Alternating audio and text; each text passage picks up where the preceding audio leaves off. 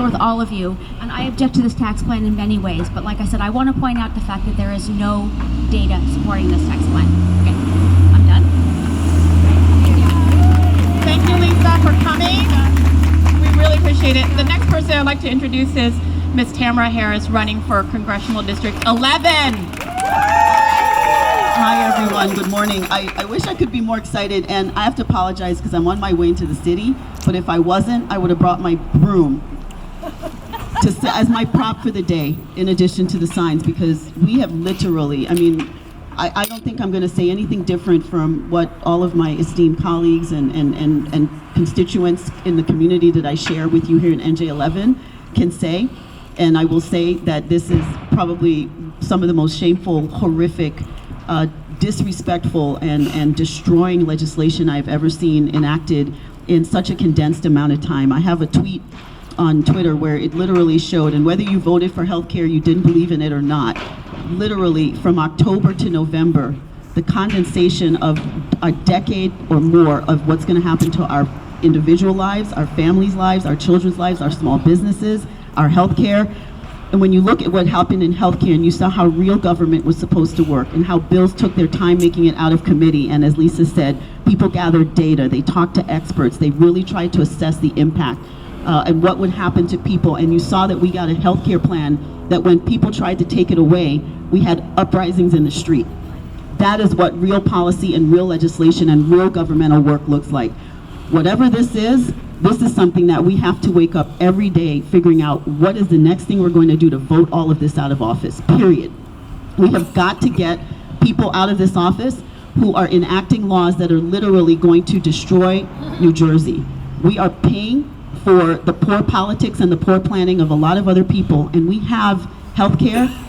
The things that fundamentally make our lives viable and our children's lives viable and our grandchildren's lives viable are healthcare, education, employment, and development. And this bill destroys all of that, especially in the state of New Jersey, and especially in a small business rich, service rich district like New Jersey.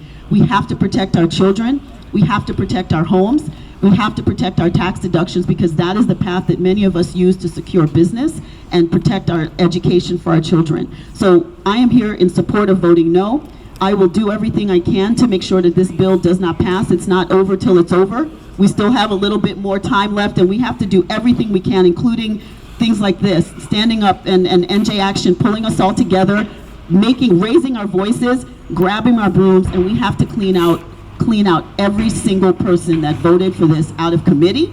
Just because you didn't vote for it at the end of the day, you let it see the light of day, and you have to go. Because you are not voting for our interests, you are not voting for our children, our grandchildren, our businesses. When we sit here and we watch a brain drain and a corporate drain that is going to happen as a result of this bill, no one in this audience will be saying, no one in this group will be saying, gee, how did that happen?